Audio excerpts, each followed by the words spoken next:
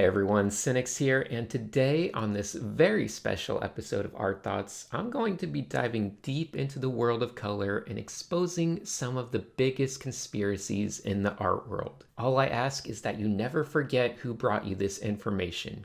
Alright, without further ado, I think we should just dive into it. I'm going to need some crazier hair for this because it is going to get nuts. Alright, now the color green is a great place to start. If you've ever watched Don't Hug Me, I'm Scared, you're probably aware of that whole meme of green is not a creative color. Most people just write this off as a harmless joke, and they probably picked a random color. But is it possible that they were actually hinting at something deeper? Well, let's think it over for a moment. What is creativity? Many great scholars consider creativity to be the overcoming of a limitation. That's why you often hear things like limitation is the mother of creativity. So if you wanted to, you could also draw a correlation between the amount of limitation placed on something and the amount of creativity required to overcome that. Let's go back to color. If we took an image of, say, every hue that exists and is perceivable by people, you might notice that something becomes abundantly clear. There are a whole lot of colors we simply classify as green. Just tons of them. This whole area. If I asked you what color this was, probably green. How about this one? Also green. From the objective standpoint of limitation, it suddenly seems quite clear that green is perhaps the least creative color, followed by blue being the second least creative. And just for bonus points, in case you're wondering what the most creative color is, well, it's obviously orange. Just look at that sweet, sweet limitation. Now, if you happen to be in art school, it's a great idea to go up to everyone on the first day and just ask what everyone's favorite color is. This way, you can know how to avoid all of the uncreative people right away. Jesus.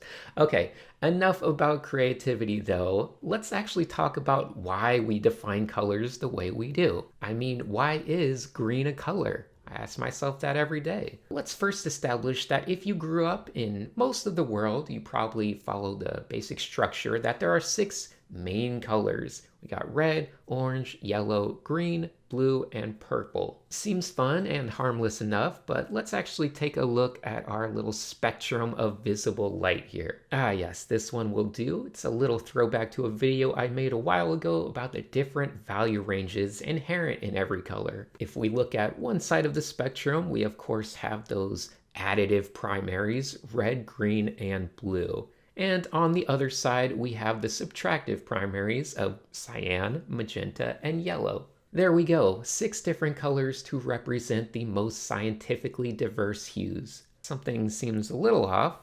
I guess we can let it slide that magenta and purple are close enough, but where's orange? And also, why are there 2 blues? The truth is, we've been led astray by our ancestors. At most, I would say orange is a mid-hue, while what we call blue is certainly a gross oversimplification of 2 wildly diverse hues. Now, I'm sure some of you are going to be quick to point out that some societies were smart enough to actually differentiate between cyan and blue. For instance, in Russian, they are indeed considered 2 separate colors. But let's deal with the bigger issue here. Why does this matter at all? What am I trying to get at? Why do I care so much? Interestingly enough, the vocabulary we use to define the world around us can greatly affect how we observe things. And of course, training our brain to be more observational is extremely important as an artist. You might find that most artists are quite good at painting things that are red, orange, and yellow. Rembrandt made his whole career out of it. And on the opposite side of that, blues and greens tend to give us a little more trouble. That's probably due to the fact that we never ingrained in our brain that there were actually separate colors going on inside these giant loose terms. The truth is, language has a huge effect on how our brain processes things. I can't help but think that our society would just be so much more adept at art if we had a better language for describing hues. But before we can fix things, let's actually take a moment to figure out why our dumb ancestors made such a crucial mistake. First, we have to think about the world we live in. We have this bright blue sky, this nice warm sun, lots of green fields of grass, all of that good stuff. From a scientific standpoint, I guess you can say everyone was accustomed to a primary light source of warm tones, and then that ambient blue sky just making all of the shadows a little more blue. But what happens when we apply these warm highlights and cool shadows to most colors? Certainly the warm tones would become more saturated in the light and less saturated in the shadow. And for the blues, well, they might alternate a little bit between a warmer blue and a cooler, darker blue. But what about those greens? Well, they're kind of on the outside of things and they're getting swung around wildly by all of these yellows and blues into just all sorts of different hues. So you have tons of hues, but they all get labeled under one big blanket term of green. Now, this is where I find it super interesting from a more anthropological standpoint. Because our ancestors had no idea what color was, they just thought it was an innate property in every object. Like, this object is green, that's its property. This, of course, led them to observing that all of these wild hue variations going on were still green because obviously grass is green. It can't just magically change its innate color based on the lighting scenario, right? So this is where things historically went off the rails a bit. This lack of understanding about light and how light is actually color led to them thinking that since objects have innate properties and they must not change their color magically, that green covers a huge spectrum, whereas these colors that were mainly getting affected only minorly in saturation didn't necessarily change color, and you can define each of them in much more narrow segments. Okay, I probably sound like a crazy person, but hopefully that made sense. I don't think my explanation was that great. Of course, these days, we understand color and light a whole lot better. We're smart enough to understand that color doesn't really exist in a universal sense. It's just kind of an anomaly of organic life forms and eyes specifically. But in the universe has no concept of color. Planets out there, they don't have a color in mind. Now, what they do have is a set of modifiers. But with a bright enough light on anything, everything's just white. And with a more specific light, such as a strong enough red light on everything, well, everything's just red. The point is, objects don't have set hues, they just have set modifiers. Once again, I just can't help but think how insanely talented we would all be at art if this was just built into our standard lexicon at a much earlier societal age. One of the hardest parts about learning to paint is just getting over that primitive idea that objects have a set hue identity. You know, like how people imagine skin as like a set color instead of just an interaction with the light.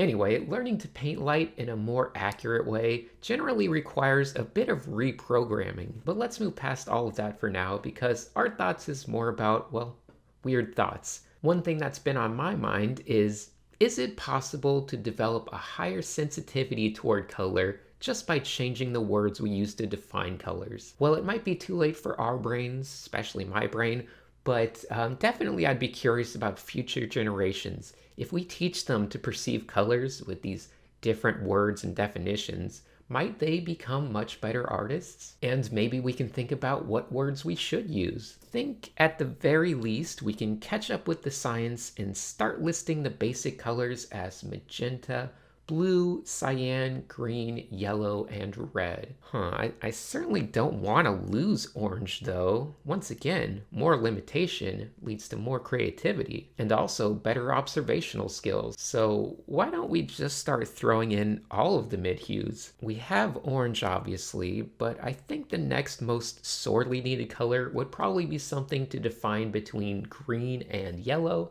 and also green and cyan. Those are just too much real estate with no real definitive word. I don't know if there is a specific accepted word for these hues, but maybe this one could be mint and this one could be lime. I don't know. Ideally, we just want to avoid color names that require you to have context of another color in order to understand it, such as light green or yellow green or, dark blue, things like that. Those are just kind of not training our brain in the right way. I think, dividing green into 3 separate colors would probably be a huge step forward. Although it does raise the question of the other mid-hues. I guess purple is already basically a mid-hue between magenta and blue. What about between cyan and blue? Or red and magenta? Can we train our brain to that level of observation? Because I don't think I got it. But then again, I can't really hear tones in Chinese language. So I think there's a lot of things that if we learn from an early age, we can actually be far more sensitive to. I mean, I think orange is proof, right? We identify orange very easily from a young age, despite it being just a very minor difference between red and yellow. So with that in mind, I'm pretty sure children would have no big issue identifying lime and green and mint as three completely separate colors that don't need anything to do with each other, the same way they look at red, orange, and yellow. I don't know about those names though, and even these names for these other ones, I guess I can't be bothered to name all of these colors. They're kind of beyond my untrained eye anyway at this point. Alright, I think it's time to start wrapping up this video, so hopefully I've managed to open your eyes to some of the misguided concepts that you were born into. And maybe we can finally admit that Jaden Smith might be on some next level knowledge when he posts things about most trees being blue. Because objects don't have inherent hues, and from any given point, when you factor in enough atmospheric perspective, well, most trees actually are blue. It's certainly a more based opinion than what most of our silly ancestors believed. Alright, I'm getting sidetracked again, so I'm just going to wrap it up here. You've all officially been color pilled, so I want to thank you all so much for watching, and of course, the biggest, hugest thank you to all of my Patreon supporters for making all of this possible. Thank you so much. See you, everyone.